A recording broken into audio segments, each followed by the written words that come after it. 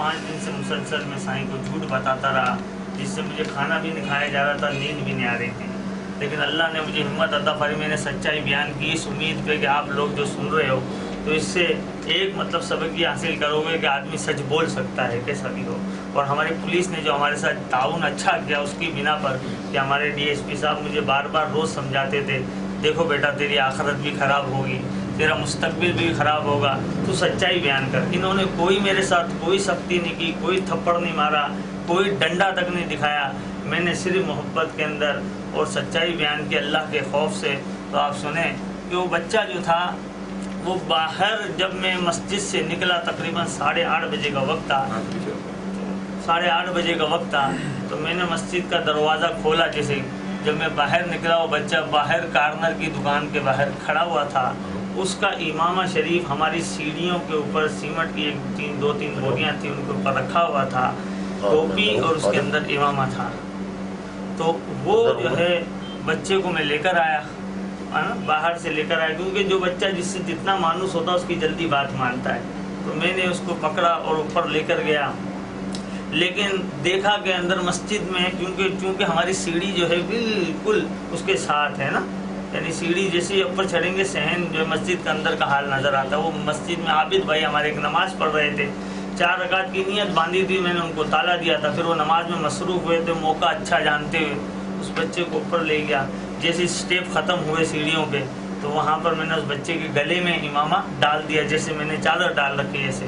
پھر اس کے بعد جو ہے دوسری جو ہمارا فرسٹ فلور شروع ہوتا ہے وہاں پر اس بچے کو میں نے کہا 1 منٹ میں آتا ہوں، پھر میں اپنے موبائل کی لائٹ کے ذریعے جو ہے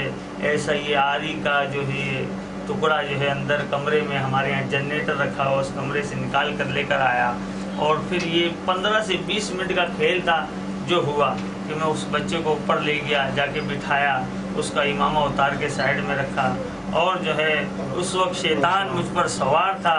یقیناً جو میں نے ایسی حرکت کی یعنی کہ اس کا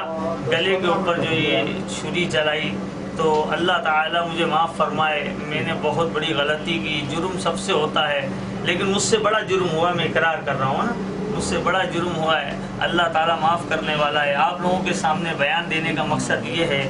کہ جو ہے کہ آپ لوگ بھی سن رہے ہیں کہ انسان پہ کیسا بھی غلبہ ہو سکتا ہے کسی بھی وقت۔ پھر اس کے بعد جو ہے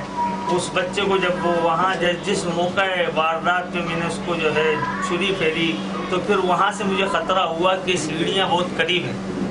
سیڑھیاں چونکہ بہت قریب تھی نیچے سے اوپر چڑھنے والی، تو میں اس بچے کو اٹھا کے کونے میں لے گیا، وہاں پر رکھ دیا، اور اس کا امامہ وہیں رکھا رہا، ٹوپی دوسری جگہ، چپل دوسری جگہ، اور اس طرح میں فرار ہونے کی کوشش میں بھاگا، یعنی کہ ایسے بھاگا کہ مطلب تیز بھی نہیں بھاگا، اور میرے ہاتھ میں آلہ تھا، تو اس کو میں نے سب سے نیچے والی منزل پہ لے آ کے باتھ روم کے اندر میرے کپڑے بھی میں نے دھوئے، یہ آلہ بھی دھویا، کیونکہ میرے پر کسی کو شک نہیں ہو سکتا تھا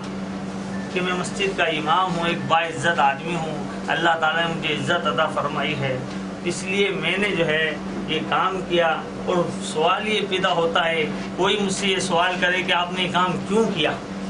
دیکھیں ایک بیسک بھی ہوتی ہے، میں پڑھا لکھا شخص ہوں، دیندار بھی ہوں، لیکن بیسک نہ معلوم کیجئے گا، اس کی وجہ ہوتی ہے کہ انسان کے دل میں بہت ساری باتیں ہوتی ہیں۔ تو اب وہ جو اس کو بہرحال یہ مجھ سے گناہ سرزد ہوا ہے، اللہ تعالیٰ مجھے معاف فرمائے۔ شہر کے چنگے مرس یہاں پر بیٹھے ہوئے ہیں، ایس پی صاحب بھی ہیں، ڈی ایس پی صاحب بھی ہے، میں نے کوئی بھی بیان اس میں کسی کے دباؤ میں آ کے نہیں دیا۔ پھر میں بتا دوں ہماری پولیس نے میرے ساتھ بہت اچھا سلوک کیا الحمدللہ، محبت سے، پیار سے، کسی بھی سنتری نے، کسی حوالدار نے مجھے چماٹ تک نہیں مارا۔ 3 سے 4 دن ہو چکے ہیں، مجھے ٹائم پر کھانا دیا جاتا ہے، VIP ٹھنڈا میٹھا پانی دیا جاتا ہے پینے کے لیے، الحمدللہ بہت اچھا سلوک کیا جاتا ہے کہ مسجد کے امام کی وجہ سے، لیکن مجھ سے غلطی سرزد ہوئی ہے، اس کا میں اقرار کرتا ہوں۔